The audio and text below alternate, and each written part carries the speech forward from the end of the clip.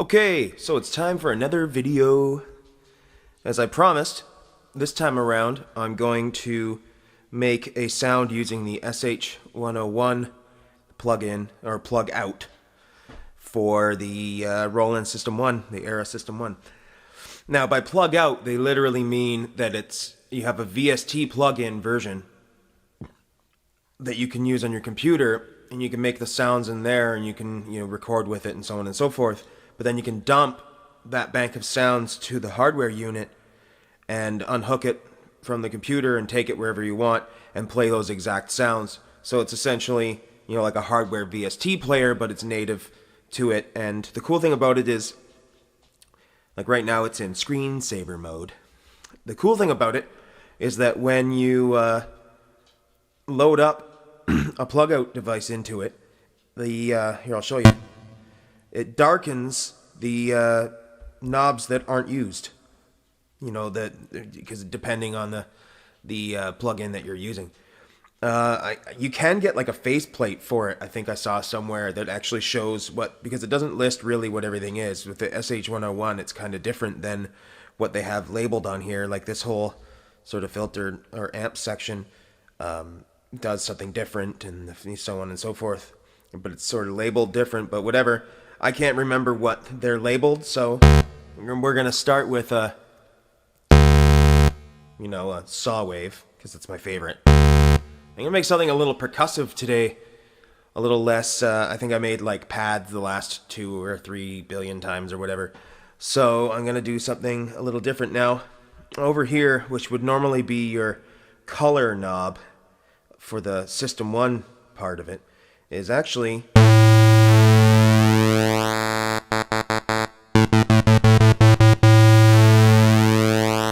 sort of like a waveform selection that combines the two waveforms as you dial through them. Well, there's 3 of them, but there's so there's saw, square, and pulse.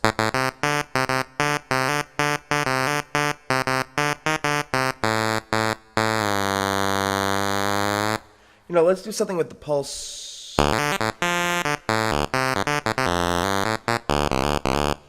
It always gets sort of overlooked as an important factor in synthesis, but it is a good thing. So, okay, we have our LFO, so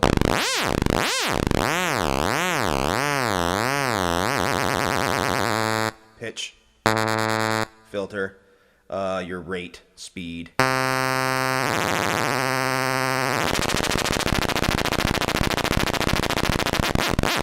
And of course your LFO shape. You have, curved sine and triangle and saw. Like upward saw and square. And I think this is sample and hold kind of deal.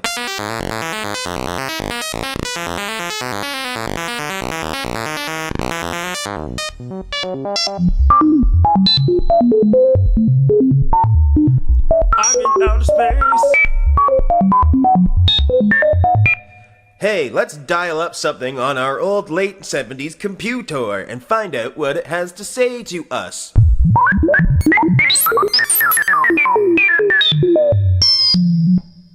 Oh, really? Okay. Okay, so there's that. And then it has a random one, which is just sort of noise.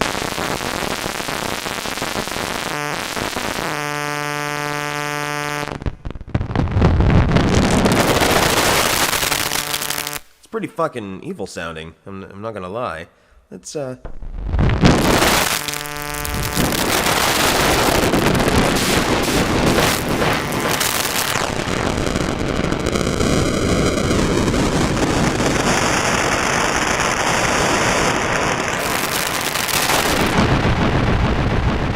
Alright, well, now that we've invoked the devil, I think maybe it's time to get down to bids here. Okay.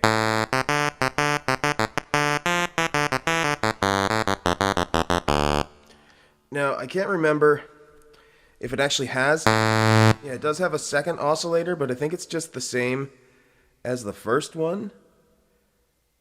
I don't know. See, it's not labeled probably.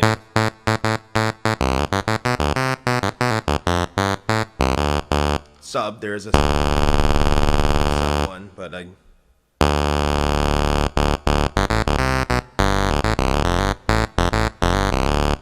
So let's make this.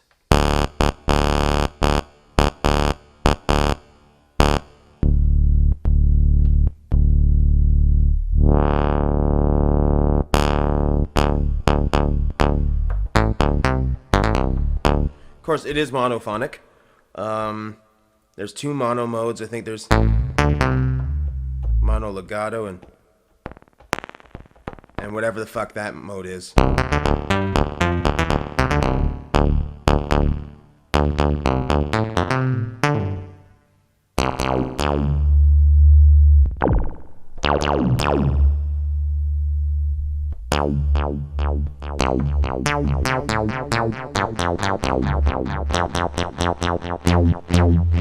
Now it's got a mod thing, I think, that's like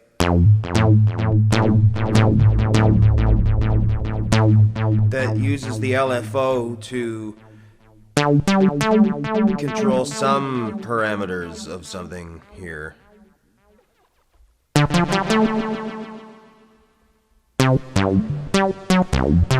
Like the pulse width, I think. I think so. Or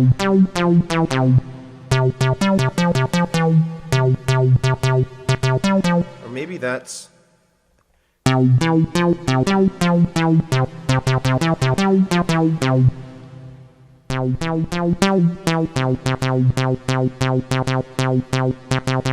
to be honest, I'm not sure what that really does.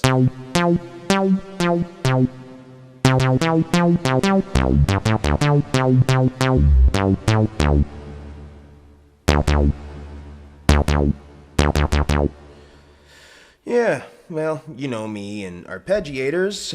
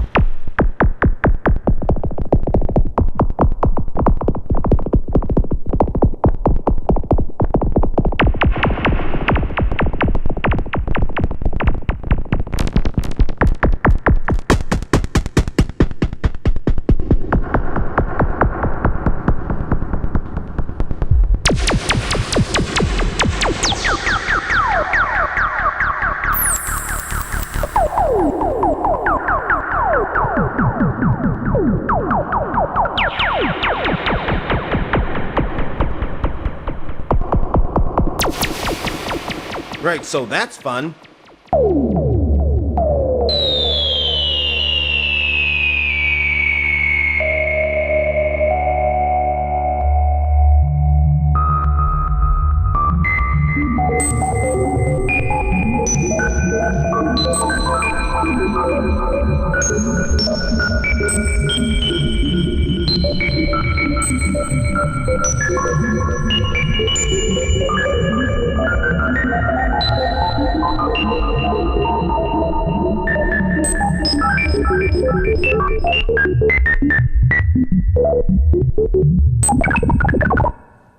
So, yeah, okay. Not really what I originally intended to make, but...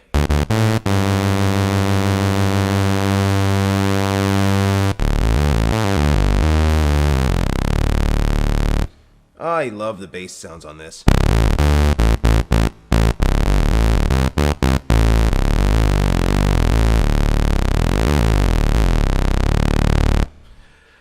Okay, so, yeah, you know what? I don't really know what...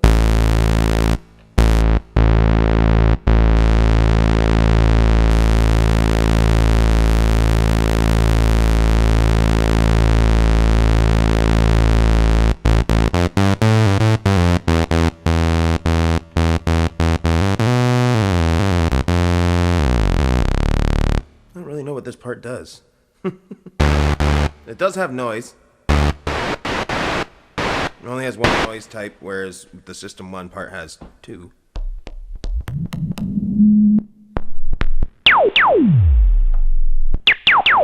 Laser beams. That's right.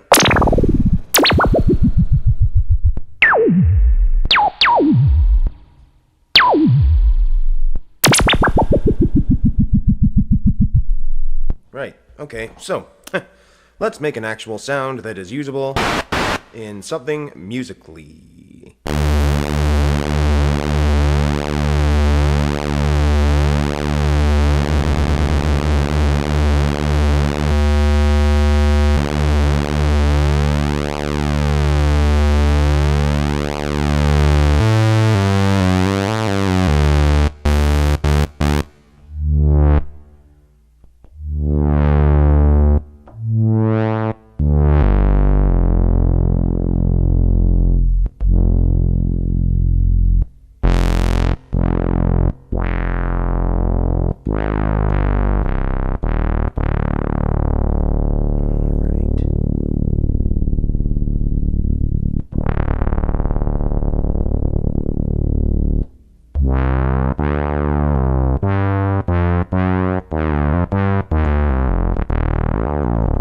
You know what, just to save some time here, let me go through some of the sounds that I've already made.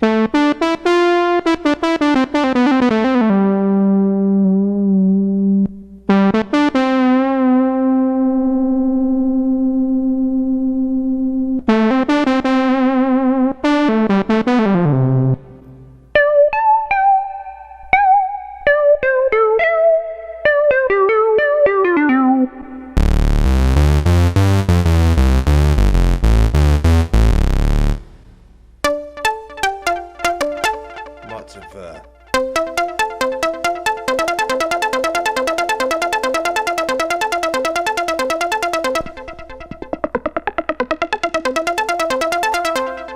lots of arpeggio type stuff, and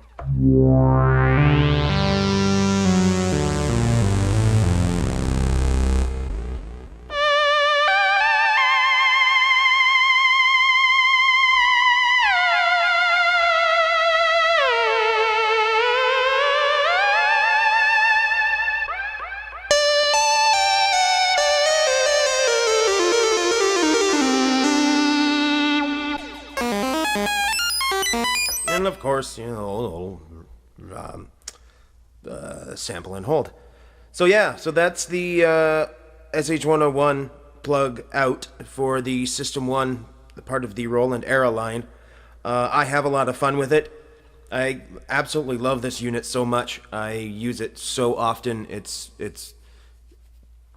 some of the better money that I've spent on a piece of gear in the last little while. And I like these keys. I'm always really particular about key beds on keyboards, and these are like a sort of low set keys with a more of like an ivory finish, not a glossy finish. I hate glossy keys because I get sweaty fingers when I'm playing live, and my fingers slip all over the place. But with the sort of matte finish keys, I don't have that problem as much.